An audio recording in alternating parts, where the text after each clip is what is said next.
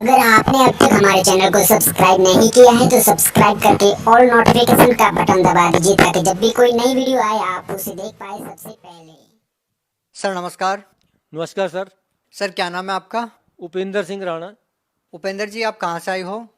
मैं ऊना हिमाचल प्रदेश से आया हूँ जी। सर क्या करते हैं आप?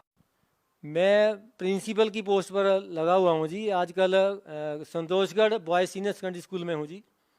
सर संत रामपाल जी महाराज से नाम दीक्षा लेने से पहले आप क्या भक्ति साधना करते थे? मैं हिंदू समाज में जो प्रचलित देवी देवताओं की साधनाएं होती थी, पितृ पूजा, श्राद्ध निकालना, एकादशी का व्रत करता था, भगवत गीता जी का नित्य पाठ करता था और ये पेहवा में जाते थे, पितरदान करने जाते थे, बाबा बालकनाथ के जाते थे और देवी के भी जाते थे और हाँ, एकादशी का व्रत रखते थे। इसके अलावा कृष्ण जन्माष्टमी का व्रत करना, नवरात्र का व्रत करना, जो अन्य जितनी भी सारी पूजा साधनाएं थी वो सारी करते थे। सर आप एक पढ़े लिखे इंसान हैं, आप प्रिंसिपल हैं और आपने पहले बहुत सारी साधनाएं की है। तो सर हम आपसे ये जानना चाहते हैं कि इन सभी साधनाओं को छोड़कर संत रामपाल जी महाराज की शरण में आने का क्या कारण रहा? हाँ जी, संत रामपाल जी महाराज जी के पीछे जाने का एक कारण जो है, सबसे बड़ा कारण जो है कि जितनी भी जो हम पूजाएं करते थे, साधनाएं करते थे, उसमें कहीं ना कहीं मेरे मन में ये रहता था कि परमात्मा की प्राप्ति हो जाए। क्योंकि हमारे जो जीवन है उसमें जितनी भी कमियां हैं, ऐसा हम समझते थे, जो हमें संस्कार मिले थे कि परमात्मा जो है वो सब कुछ कर सकता है, वो एक परमात्मा जो है वो सब कुछ कर सकता है। तो उस परमात्मा की तलाश थी, उसको ढूंढते थे। वो कैसे मिलेगा? जैसे सुनते थे कि श्री गुरु नानक देव जी जो हैं उनको परमात्मा मिले थे, बेई नदी के ऊपर मिले थे। तो मतलब उनको परमात्मा ये नहीं पता था कि कौन मिले थे, कैसे मिले थे, इतना कुछ पता नहीं था। जो साधना जैसे बताई जाती थी, घर में बताई गई थी या ब्राह्मण लोग जो हैं वो बताते थे, तो जैसे भी कोई बताते थे वो करते जाते थे। तो उसमें जो है परमात्मा की प्राप्ति का जो है साधन नहीं बन रहा था, क्योंकि मन को तसल्ली नहीं होती कि ये ऐसा नहीं हो सकता।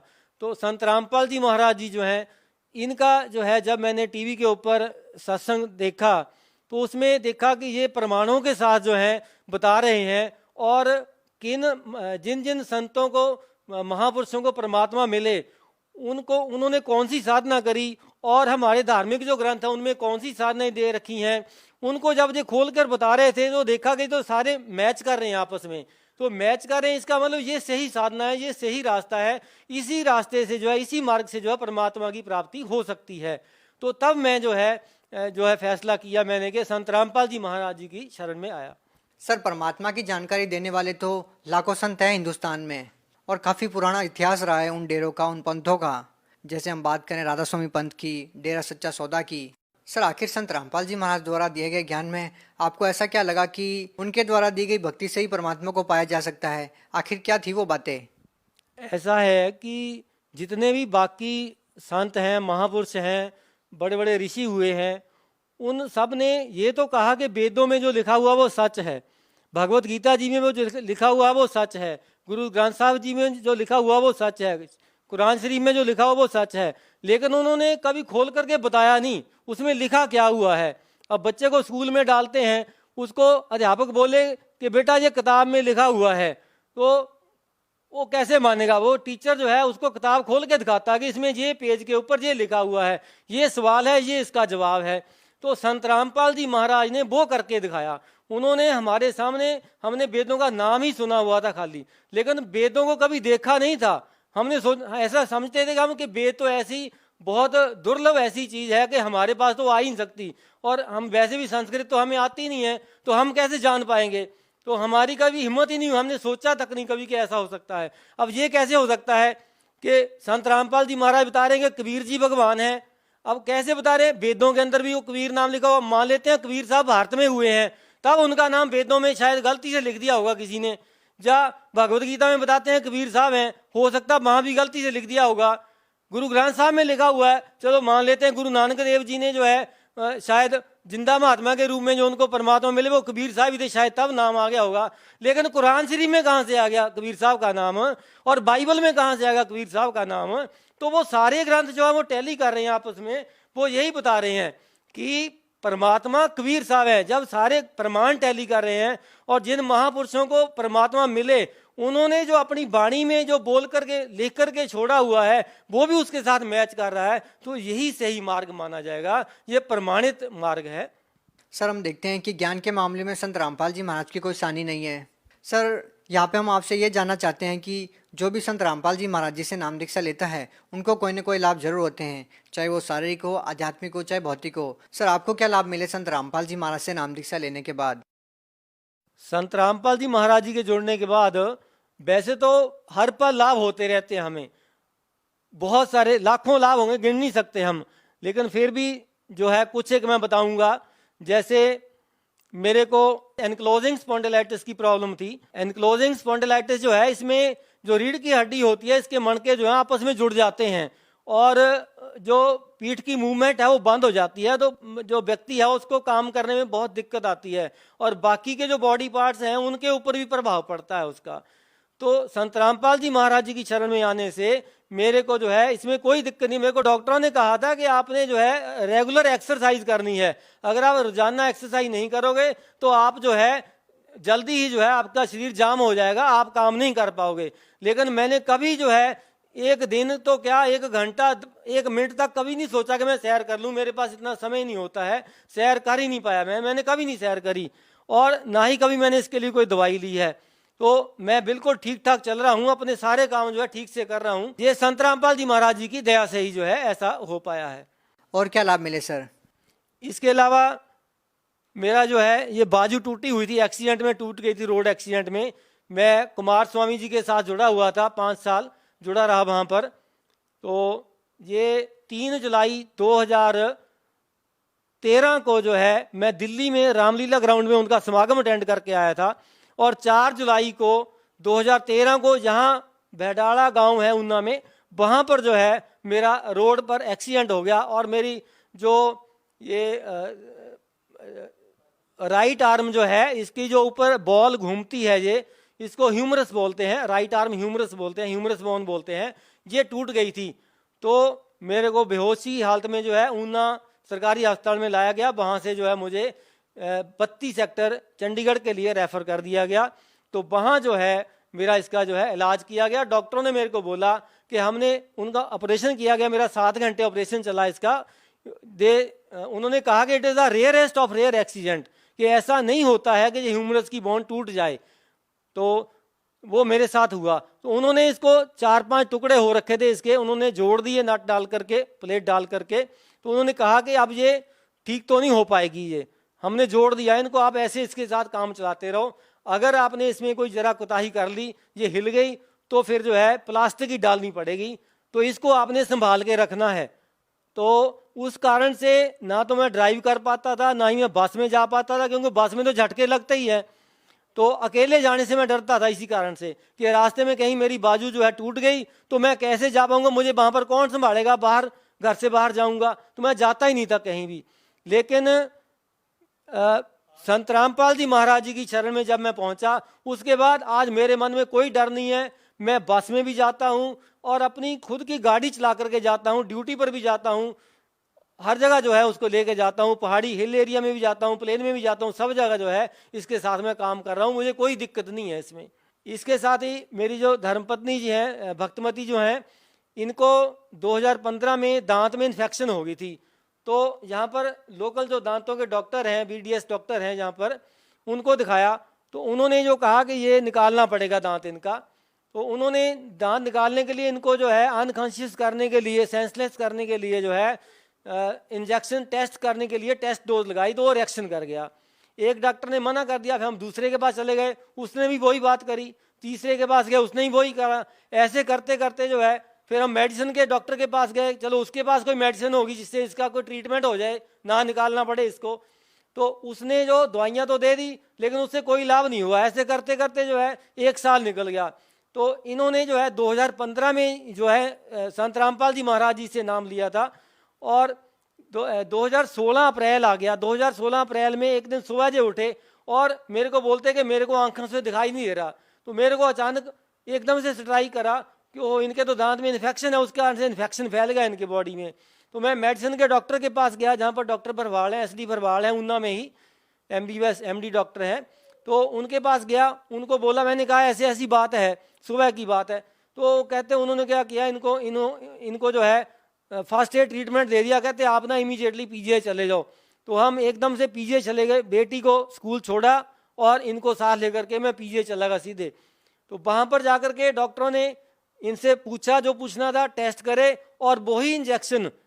हाँ, उससे पहले क्या था कि हमने संत रामपाल जी महाराज जी, क्योंकि 1 साल का समय हो गया था, तो संत रामपाल जी महाराज जी से हमने अरदास लगाई कि इनकी जो है ठीक नहीं हो रहा, जो इन्फेक्शन, डॉक्टरों ने मना कर दिया, हम क्या करें हम। तो ऐसा किया, तो हमें जैसे PGI में जाना पड़ा, चंडीगढ़ में जाना पड़ा PGI में। वहाँ जाते उन्होंने वही इंजेक्शन जो जहाँ पर रिएक्ट कर रहे थे, और संत रामपाल जी महाराज जी के साथ उनके पास प्रार्थना करने के बाद जो है वही इंजेक्शन जो है उनका रिएक्शन जो है नहीं हुआ, और उन्होंने जो है वहाँ पर दांत इनका निकाल दिया, कोई दिक्कत नहीं आई उसमें। और इसके अलावा मेरी बेटी है छोटी, 7 साल की है अभी। तो उसको जो है जन्म से ही जो है टॉन्सिल की प्रॉब्लम थी गले में। तो उसको जो है हर हफ्ते जो है 400-500 रुपए की दवाई लानी पड़ती थी डॉक्टरों से, टेस्ट करवाओ, दवाई लाओ, बच्चा भी दुखी। 6 साल दवाई खिलाते रहे हम उसको, इतना खर्चा भी करा, भाग दौड़ करनी पड़ती थी, हर हफ्ते डॉक्टर के पास जाना पड़ता था। शायद ही कोई दिन बीच में ऐसा जाता हो कि दवाई ना खाई हो। तो लेकिन जैसे ही वो संत रामपाल जी महाराज जी की शरण में, उसने भी नाम दीक्षा ली, मैंने तो ले ही रखी थी, तो उसने भी जैसे नाम दीक्षा ली संत रामपाल जी महाराज जी से, तो एक सिंपल होम्योपैथी के डॉक्टर से हमने 300-400 रुपए की दवाई ली। उसको खाने से उसको जो है टॉन्सिल की प्रॉब्लम जो थी एकदम ठीक हो गई, अब उसको कोई दवाई नहीं देनी पड़ती, एकदम ठीक है वो। इसके साथ ही मैं ये बताना चाहूँगा कि मैं केमिस्ट्री के लेक्चरर की पोस्ट पर काम कर रहा था 1990 से। पहले मैंने 8 साल कॉलेज में भी काम किया वैसे टेन्योर पर, केमिस्ट्री लेक्चर का, गवर्नमेंट कॉलेज ऊना में। और उसके बाद स्कूल में मेरे को जो है सरकार ने रेगुलर सर्विस दे करके लगा दिया। तो वहाँ से जो है 2016 अक्टूबर में मेरी जो है प्रमोशन होगी प्रिंसिपल की पोस्ट के ऊपर, और स्कूल प्रिंसिपल की पोस्ट के ऊपर। और उसमें मुझे जो ज्वाइनिंग थी वो टोंस नदी के किनारे जो है शिलाई से कोई 15-20 किलोमीटर आगे पैदल का रास्ता है, वहाँ जाकर के स्टेशन मिला। तो मैंने जाकर के ज्वाइन तो कर लिया, ज्वाइनिंग तो दे दी, लेकिन मेरे को दिक्कत होगी, वहाँ पर आने जाने में दिक्कत थी, बहुत मुश्किल थी। तो संत रामपाल जी महाराज जी की शरण में था, तो मैंने संत रामपाल जी महाराज जी से जो है प्रार्थना लगाई कि गुरुजी ऐसे ऐसे जो है मेरे को जो ज्वाइनिंग जहाँ देनी पड़ गई है, तो अब मेरे को जो है घर के पास ले गया, बहुत दिक्कत है, वहाँ तो रहना मुश्किल है। वहाँ सारे लोग जो हैं शराब खाते हैं, हर घर में शराब पीते हैं, मांस खाते हैं, तो वहाँ तो रहना बड़ा मुश्किल है। और मेरे को तो ढंग से खाना भी नहीं बनाना आता, वहाँ कैसे रहूँगा मैं। तो मेरी जो है लगभग 1.5 महीने के अंदर जो है मेरी वहाँ से वापस जो है ट्रांसफ़र हो गई, और जो है मैं घर के पास ही पहुँच गया संतोषगढ़ में, जो है जहाँ से 10 मिनट का रास्ता है गाड़ी में, वहाँ पर जो है अब मैं ठीक से जो है काम कर रहा हूँ। और इसके साथ ही जो है एक बात और जो मैं बताना चाहता हूँ कि मैं संत रामपाल जी महाराज जी से नाम दीक्षा लेने से पहले शराब पीता था, सिगरेट पीता था, मांस खाता था, जितने भी नशे थे वो भी सारे करता था। होटलों में जाकर के शराबें पीनी, ऐसे तो लटकते हुए घर में आना। लेकिन जैसे ही संत रामपाल जी महाराज जी की शरण में आया, तो वो मेरे सारे जो व्यसन थे, दुर्व्यसन जो थे, वो सारे ही बंद हो गए, एकदम छूट गए। सर, हिंदुस्तान में लाखों की संख्या में संत हैं, उनके अनुयायी भी है, लेकिन सर इसके बावजूद भी लोग नशा नहीं छोड़ पाते। जैसे कि पहले आप कुमार स्वामी से जुड़े हुए थे और आपने बताया कि आप भी नशा करते थे, तो सर अन्य संतों के पास जाने के बावजूद भी लोग नशा क्यों नहीं छोड़ पाते? जी, मैं खुद के बारे में ही बताऊंगा। मैं जहाँ पर पहले यहाँ हमारे ऊना में जो है एक पीरगाह स्थान है, वहाँ पर जाता था 1999 से लेकर के 2005 तक वहाँ जाता रहा। उसके बाद 2005 से लेकर 2008 तक जयपुर से डॉक्टर नारायण दास श्रीमाली जी, बहुत बड़े तांत्रिक हैं, विश्व विख्यात तांत्रिक हैं, उनसे मैंने दीक्षा लेकर के साधना करता रहा। और उसके बाद 2008 से लेकर 2013 तक जो है ब्रह्म ऋषि कुमार स्वामी जी से जो है मैंने बीज मंत्र जो देते हैं उनकी साधना करता रहा। लेकिन मेरी अपनी जो स्थिति है वो ऐसी थी कि मैं अगर कहीं ड्रिंक करके, होटल में ड्रिंक करके आता था, तो घर में आकर के मैं देखता था कि मैंने जोत लगाई नहीं आज, तो ड्रिंक करने के बाद ही मैं जोत लगाने चला जाता था। मतलब उन संतों का ज्ञान जो ऐसा था, उसे ये कतई मन में नहीं जो है ऐसी बात आती थी कि ड्रिंक करके जो है हमने ये काम नहीं करना है। जहाँ हम भक्ति करना चाहते हैं तो ड्रिंक जो है इसका जो है कोई मेल नहीं है।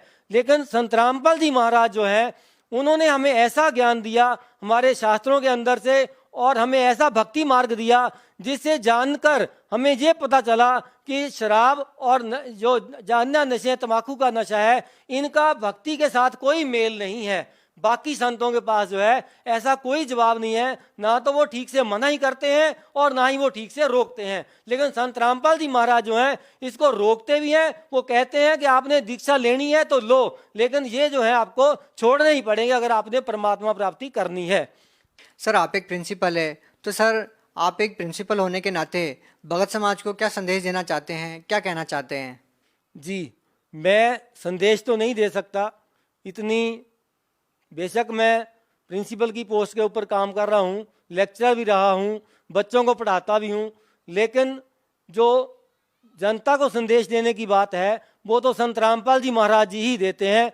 उनके संदेश में एक तो गूढ़ ज्ञान, गूढ़ रहस्य छुपे हुए हैं, और उनके बोलने में जो है ऐसी आशीर्वाद मिलता है उनके वचनों से। तो मैं ऐसा संदेश तो नहीं दे सकता, मैं प्रार्थना जरूर कर सकता हूँ कि संत रामपाल जी महाराज जी का जो ज्ञान है उसको एक बार आप पुस्तक के माध्यम से, टीवी के माध्यम से या अन्य किसी मेमोरी कार्ड से, जैसे भी जो है जिसको जैसे भी उपलब्ध है उसको जो है एक बार देखे, एक बार निष्पक्ष होकर के उसको देखे। ऐसा मत सोचे कि ये संत के ऊपर आरोप लगे हैं, मैं इसके पास नहीं जाऊंगा। ज्ञान किसी का अधीन नहीं होता। तो संत रामपाल जी महाराज जो ज्ञान दे रहे हैं उसको जानने का भी सबको हक है। वो संत रामपाल जी महाराज खुद कहते हैं कि पहले आप ज्ञान सुनो, समझो, अगर आपको समझ आए तब आप मेरे पास आकर के दीक्षा लो। तो संत रामपाल जी महाराज जी का जो ज्ञान है उसको टीवी के माध्यम से सुन करके, उनकी पुस्तक आती है, ज्ञान गंगा पुस्तक आती है, या जीने की राह पुस्तक आती है, या अंधश्रद्धा भक्ति से भगवान तक पुस्तक आती है उनकी, गीता तेरा ज्ञान अमृत पुस्तक आती है, अन्य और भी पुस्तकें हैं उनकी। तो इसमें मेन जो ज्ञान गंगा पुस्तक है उसमें सारे ग्रंथों का, सारे पंथों का जो है ज्ञान दिया हुआ है। उसको पढ़ करके, समझ करके, और टीवी के माध्यम से आप समझ सकते हैं। जहाँ कोई भक्त मिल जाता है संत रामपाल जी महाराज जी का, उससे ज्ञान को समझ करके आप जो है उनकी शरण में आए और संत रामपाल जी महाराज जी से नाम दीक्षा लेकर के अपना जीवन सफल कराएं। जी धन्यवाद। सत साहिब।